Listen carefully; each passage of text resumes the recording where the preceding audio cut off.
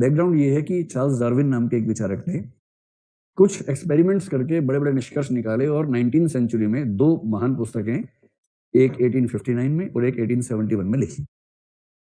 1859 में जो किताब लिखी उसका नाम आपने सुना होगा, ओरिजिन ऑफ स्पीशीज। दुनिया की सबसे प्रसिद्ध पुस्तकों में से एक पुस्तक ये मानी जाती है, द ओरिजिन ऑफ स्पीशीज नाम था इसका।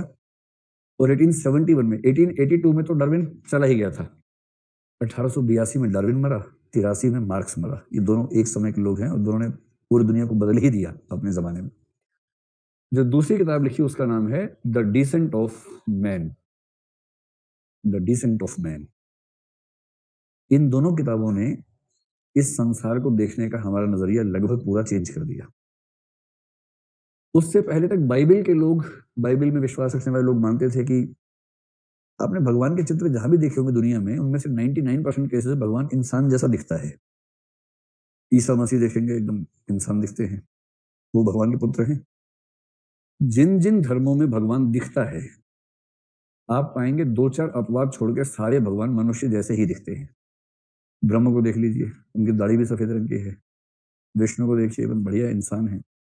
पार्वती को देखिए, शिव को देखिए, पार्वती हैं, लक्ष्मी हैं, राम हैं, लक्ष्मण हैं, जो मतलब शिव हैं, हनुमान हैं, सबको देखिए, सब मनुष्य दिखते हैं।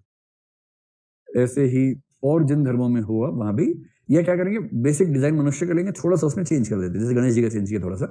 और वो चेंज कैसे किया, पहले तो मनुष्य ही थे, वो तो बीच में एक दुर्घटना हुई जिसके बाद जीरो ट्रांसप्लांटेशन करके एक हाथी का हमने जो सिर था वो उनको लगा दिया।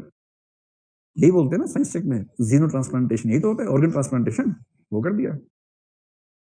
तो फिर गणेश जी उस रूप में सामने आ गए। हर धर्म में ऐसा है, तो ऐसा क्यों है? इसके दो उत्तर हैं। एक उत्तर जो चोटीदारी दाढ़ीधारी लोग देते हैं वो ये है, ईश्वर मनुष्य को इतना प्यार करता है कि उसने मनुष्य को अपने जैसा बनाया।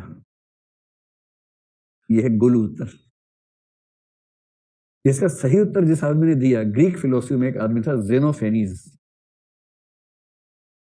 जेनोफेनीज इस कंसेप्ट को बोलते हैं एंथ्रोपोमॉर्फिज्म, बोलते हैं शायद इस कंसेप्ट को, जिसमें ईश्वर और मनुष्य एक जैसे नजर आते हैं। तो जेनोफेनीज ने जो बात कही उसका सार ये है, ईश्वर ने मनुष्य को अपने जैसा बनाया या नहीं ये तो पता नहीं, पर मनुष्य ने ईश्वर को अपने जैसा बनाया, ये सही बात है।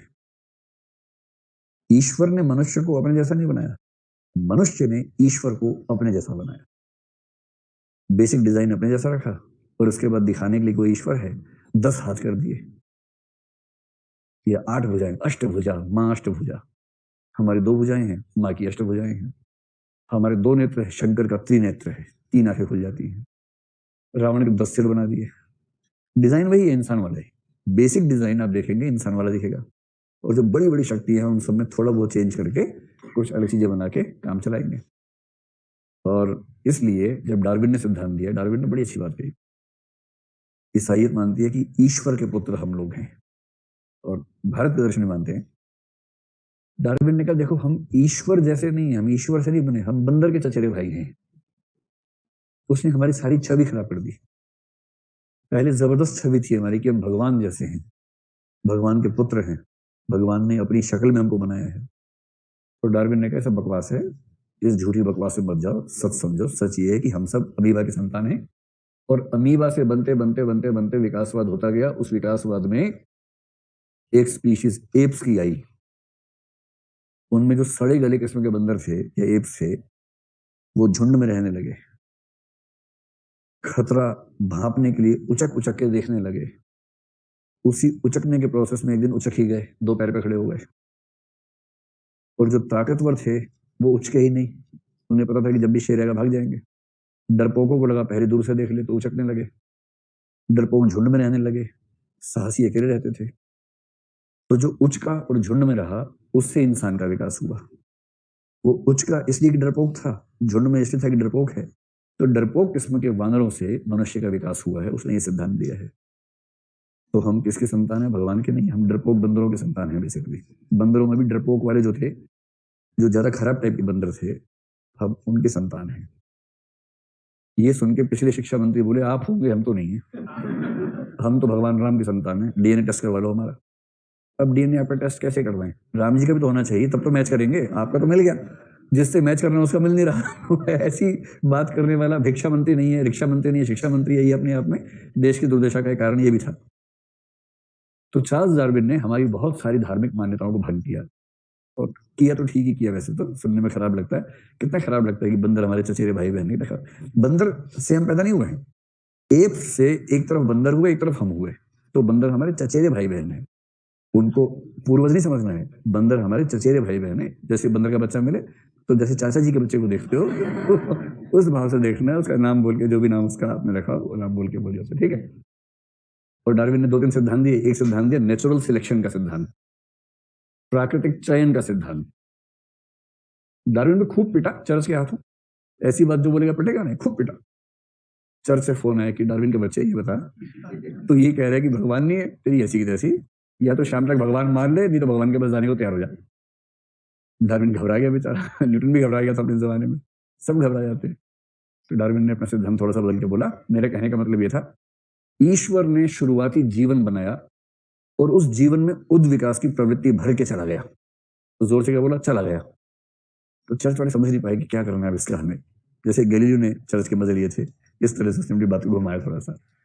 तो नेचुरल सिलेक्शन का मतलब है कि प्रकृति खुद चुन लेती है कौन सी स्पीशीज हमारे लिए आगे चलने के लिए ठीक है, और ये चुनती कैसे, उसके लिए समायोजन या एकोमोडेशन का सिद्धांत दिया।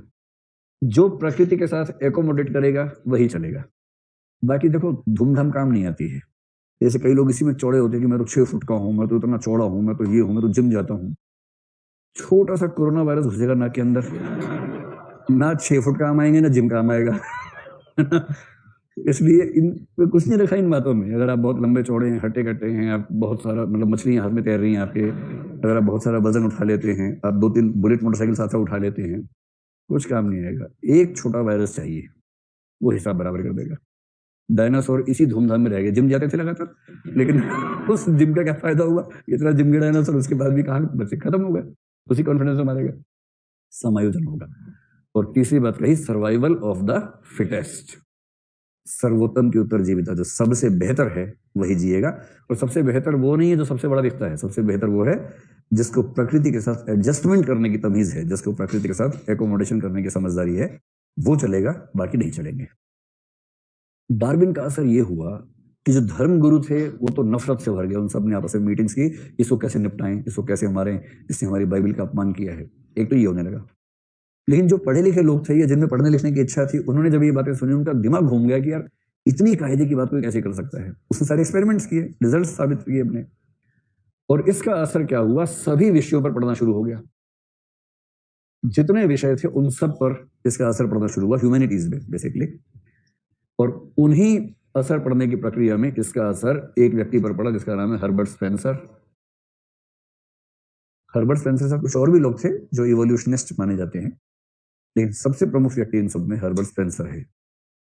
हर्बर्ट स्पेंसर का नाम लिया जाता है एक तो समाजशास्त्र में, और एक लिया जाता है एथिक्स की दुनिया में। पॉलिटिकल साइंस में भी थोड़ा सा आता है, लेकिन मुख्य रूप से इसका महत्व सोशियोलॉजी में, ठीक है, पॉलिटिकल साइंस में लिखिए, सोशियोलॉजी, पॉलिटिकल साइंस, एथिक्स, इन तीनों दुनियाओं में हर्बर्ट स्पेंसर का महत्व होना शुरू हुआ। और उसका सिद्धांत कुछ नहीं है, उसने डार्विन के इवोल्यूशनिज्म को एथिक्स की दुनिया में अप्लाई कर दिया।